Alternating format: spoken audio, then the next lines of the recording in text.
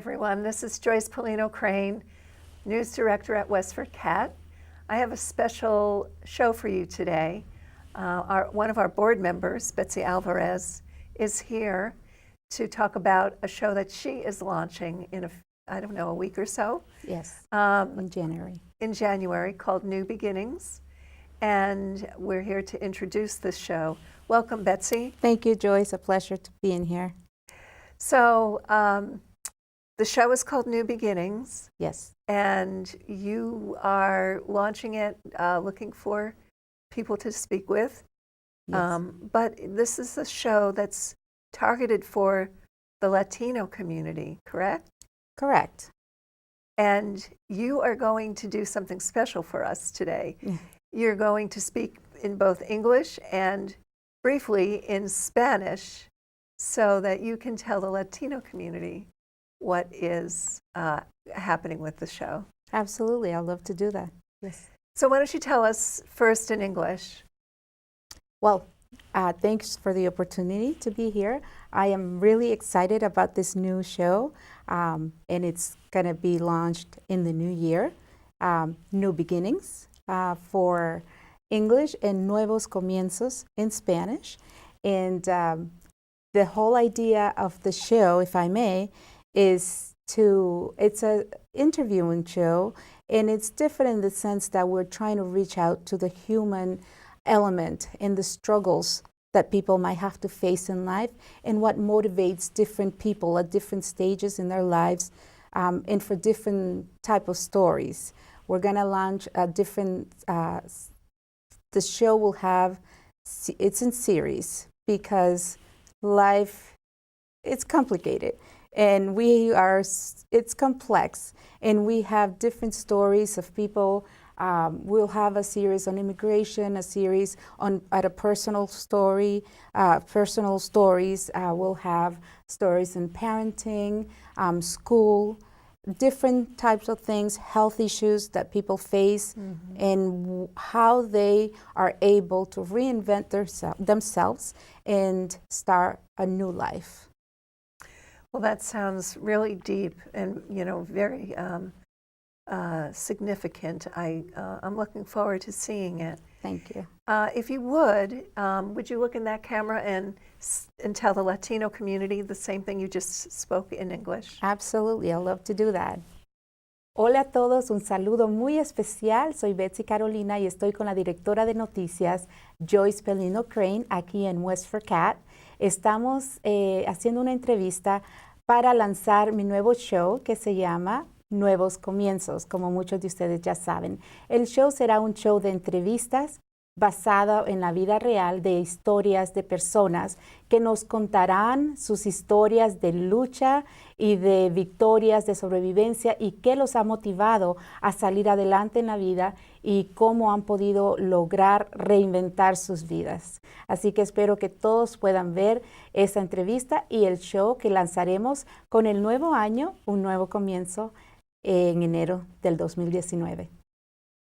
That sounded beautiful. Oh, thank you. I understood 3 words, no 4 words. Joyce Polino Crane and WestfordCAT. Wonderful. You'll get your ear used to once we begin showing these interviews in Spanish. That is true. You do tend to get your ear trained. Yeah. Yes, absolutely. Yeah. Yes. So let's talk a little bit about what you're doing with the first show. Do you have a planned show already for the first show? Absolutely. We already have a lot of interviews planned out, and the first one will be about my story, my own personal story, which is where and how the idea was born. Yeah. So you have a very interesting story. I only know bits and pieces of it, but I think I'm going to learn more today. Okay. So you grew up in Honduras? I was born and grew up in Honduras until I was 15 years old, and then I came to the States. And what happened? What brought you here? Well, couple of reasons. The beginning I was very young and didn't understand the whole political aspect of what my country was going through. And culturally, at that age, you don't ask a lot of questions. You just do what you're told. One of the reasons I knew I needed to come to the States, two of the reasons, was for health issues, educational. My three older sisters and me came. Oh, so you came with your sisters? Yes. And where did you settle? In Boston. In the Boston area? In the Boston area. In the city of Boston? In the city of Boston, right Okay. behind Fenway Park. Oh, wow. Yes, those That's a nice buildings. That was area. my first home. Yes. Wow. And what year was that? 1989. So you've been around for a long time. Yes. And you learned English by just living here? Well, I began high school then. I went to okay. Brighton High. So how old are you at this point? 15. Okay. I had just turned 15 that month. Mm-hmm. And I went through Brighton High, grades 9 through 12. Mm-hmm. And I began in the ESL program.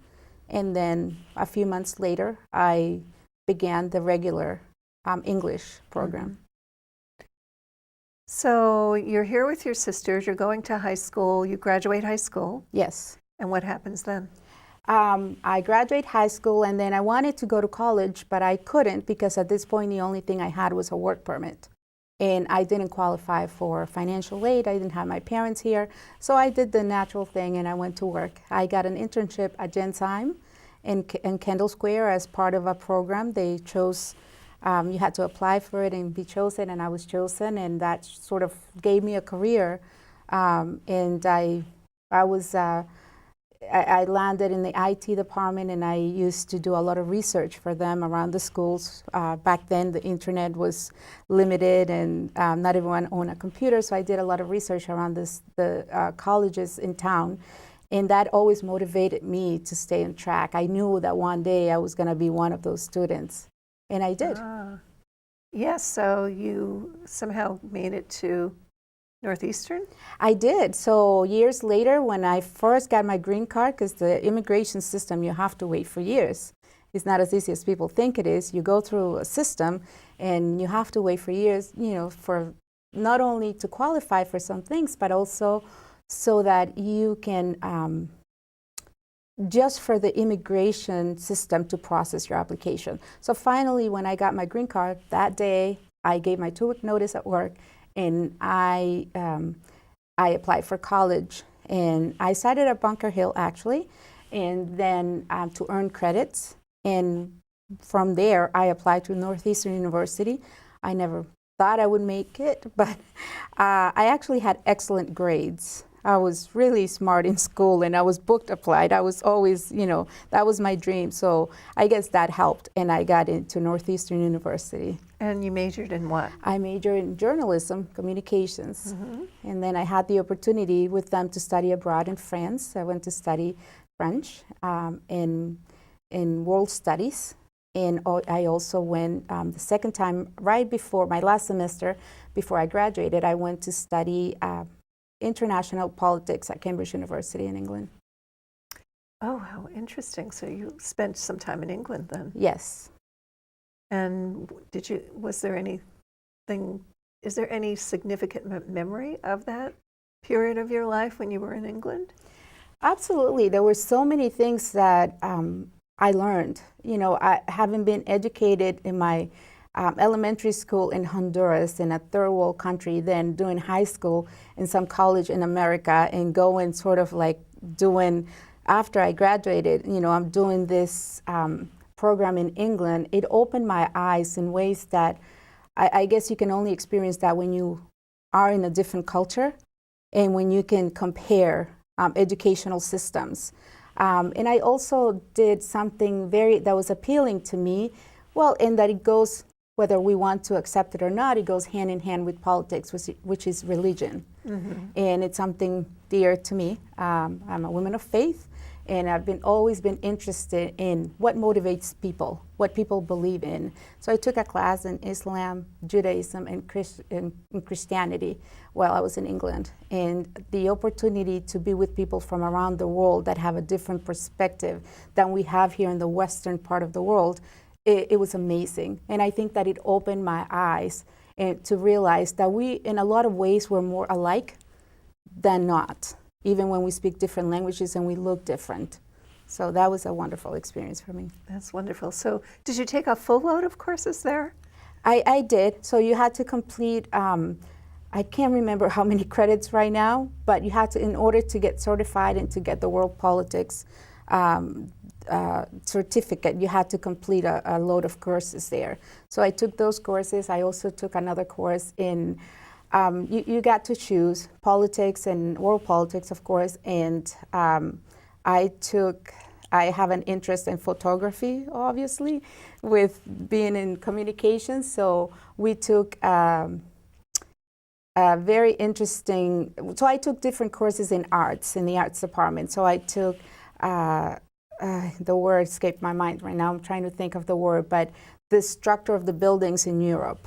You know, architecture. Thank you, for the buildings and the story of the buildings, and so it was interesting to see, even learning a little bit about the structure of the buildings here in Boston. So that was beautiful. So you come back to the States. I came back to the States, yeah. And then did you have more? Were there more years at Northeastern ahead of you? No, or were you done? at that time I was done with Northeastern. I was hired at the time to work. I had done internships at Univision Boston, and I had worked in journalism with the Latino community. But at that point, I was done with that, and I came back, and now with the world studies and the politics behind me, I started a job. I was hired as director of communications for Boston City Councilor Mara Hennigan. She was an at-large city councilor, and she hired me to become the liaison between her office and the Latino community. Oh, that's great that she did that. Yes. And how long did you do that for? I was there for 2 years directly with her, but I also did a couple of internships after that at City Hall, before that at City Hall. So I used to record all these Boston City Council meetings. So in all, I was probably there for 4 years. Much like we do here. Absolutely, yes. Well, I want to get to the tough stuff that happened, because your life at some point takes a turn. You get married. Yes. And who is it that you married? So I married my high school sweetheart, Carlos, and we met in high school. We were friends for many years, and we dated, and we got married, and we had a wonderful son. But just at 27 years old, tragedy struck, and all of a sudden, Carlos passed away of a heart attack. At age 27? At age 27. Well, I don't think I've ever heard of anyone that young dying from a heart failure situation. Yes.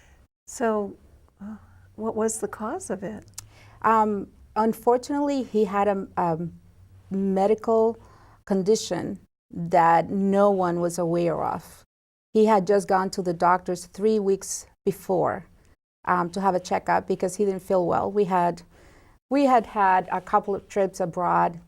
We had visited Honduras. We had gone to Disney World, and then he decided he wanted to take a third vacation in Vegas. And and all within a few months. And I remember I didn't want to because I thought it was too much and pushing it. And I was still in college, and our son was little. But he said that he always wanted to visit Vegas, and we went. 3 days later, when we came back, he said he didn't feel good. Went to the doctors, and we thought it was the flu. They told him he had bronchitis, and that he was home. And one day I was at the hospital with my sister, who was having a baby. Yeah. And when I came back home, I found him by himself, and he had passed away. Oh my God, that must have been shocking. Yeah, it was something that completely changed my life. Yeah. Absolutely, yes. I'm so sorry for your loss. I mean, thank you. I really didn't know this part of your story. Yes. So now you're a widow at age 27. Yes. Yeah, and I was a widow, and then I had Aaron, who was just turning 6 that year. Your son, who's now 27. My son, who's now 23. Oh, 23, yes. Sorry. And he was, he was my motivation, really. He was my motivation at that time to continue, and I knew he needed me. But tragedy struck again, and 10 months later, So what I did after my husband passed away, the first thing I did was to work and work harder. And I was still in college, so I was working harder because I was the only provider then, and I was still full-time student and a mom. So I was also very involved in the community. At some point, I was asked to run for city councilor in East Boston, where I used to live. And I consider it. I did an exploring committee and stuff, but it was too much going on for me personally, and I decided against it. Yeah. And but 10 months later, I was diagnosed with a brain tumor, and that just floored me. And was it benign? That was the scary part. At the beginning, I didn't know if it was benign or not, but luckily it was benign. But it grew in such a way that it rendered me blind for a few weeks, and it started bleeding, so I needed emergency surgery. So I spent a few months in the hospital after that. I can imagine. Mm-hmm. So, and then you had a second brain tumor? Well, years went by after the first surgery, and many years went by. I was actually working and living life. I went to grad school. I went to UMass Boston, and I entered the program for women in politics. And I graduated from the program. I had remarried at the time, and I had struggles with pregnancy in the past. So many struggles. That's another part of my life that people don't know, but I had many miscarriages, and those were very hard for me. So this last time, I was pregnant with my daughter, and I didn't know that having a pregnancy will have serious consequences for my health and eventually for her health as well. But the tumor grew back during the pregnancy. The hormones of the pregnancy made the tumor grow back. And once again benign, but once again benign, troublesome. but still troublesome. And this time they also discovered that I had a second brain tumor. So there were two There were two. One in the middle of the brain, in the ear canal, and the other one in the pituitary gland. So how do you function?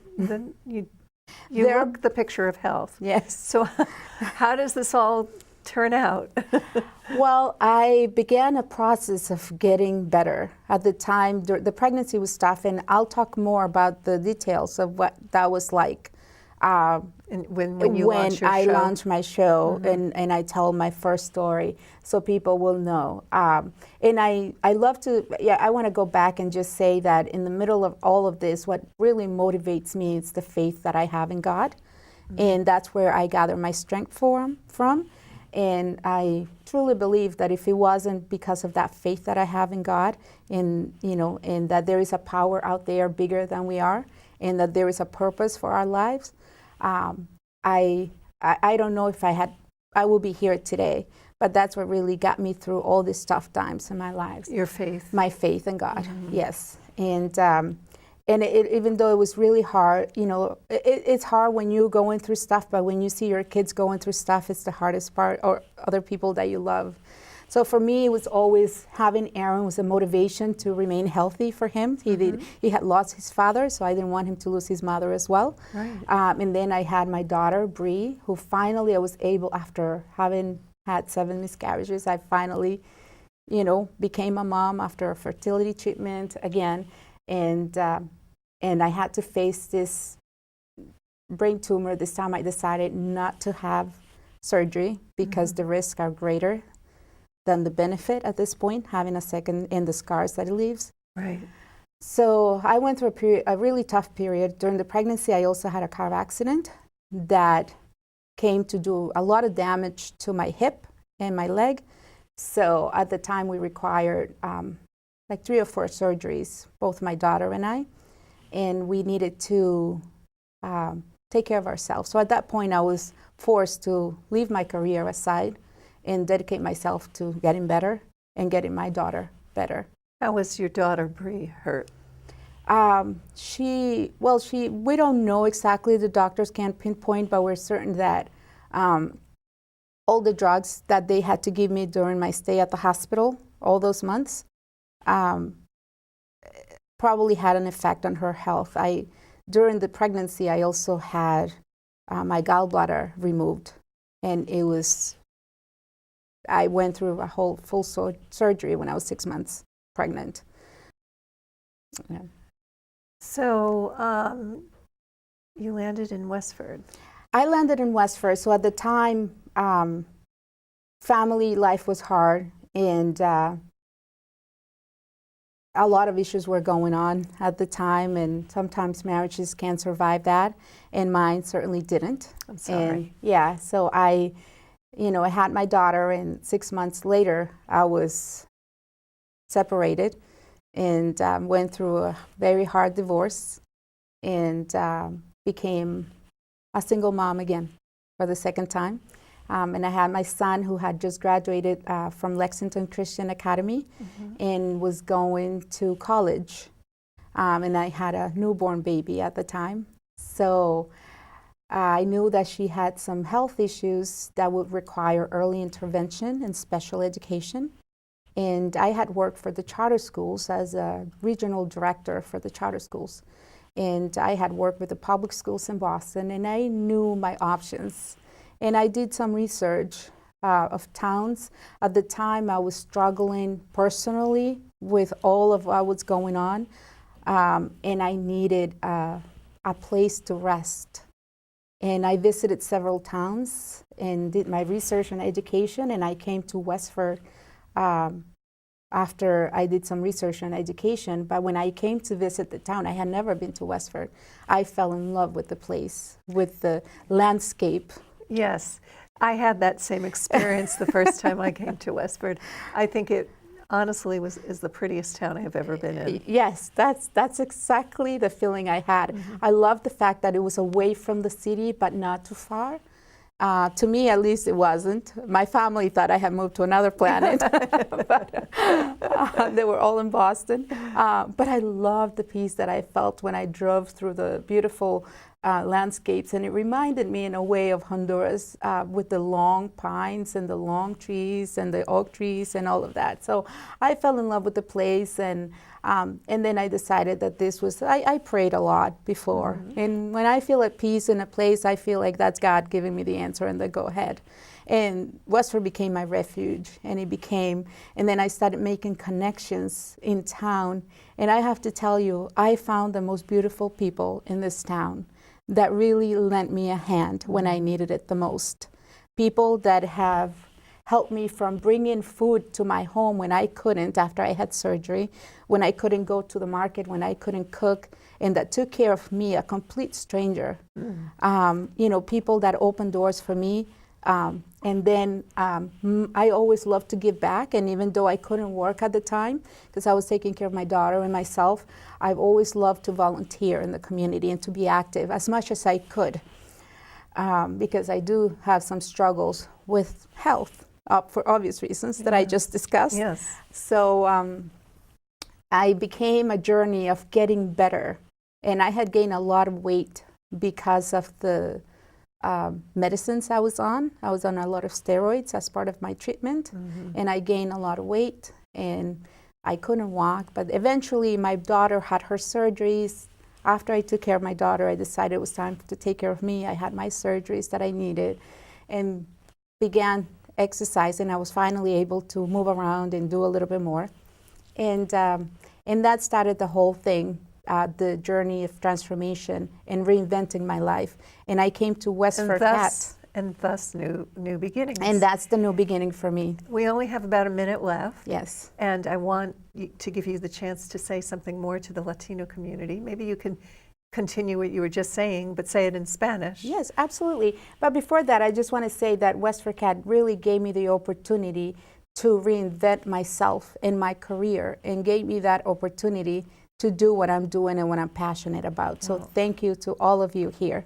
You're totally welcome. That's what we do. Yes, thank you. So hemos compartido toda la historia, tenemos un poquito de tiempo nada más, pero en resumen les acabo de contar mi vida y lo que va a suceder en las próximas semanas con nuevos comienzos, donde la primera historia será la historia de mi vida y la van a escuchar en español para ver cómo comenzó la idea de nuevos comienzos. Well, I don't know what you just said, but I'm very glad that you could say it. And I look forward to the launching of new beginnings. Thank you, Betsy, for coming here today. Thank you, speaking with Joyce. me. For WestfordCAT News, this is Joyce Polino Crane. Have a great day.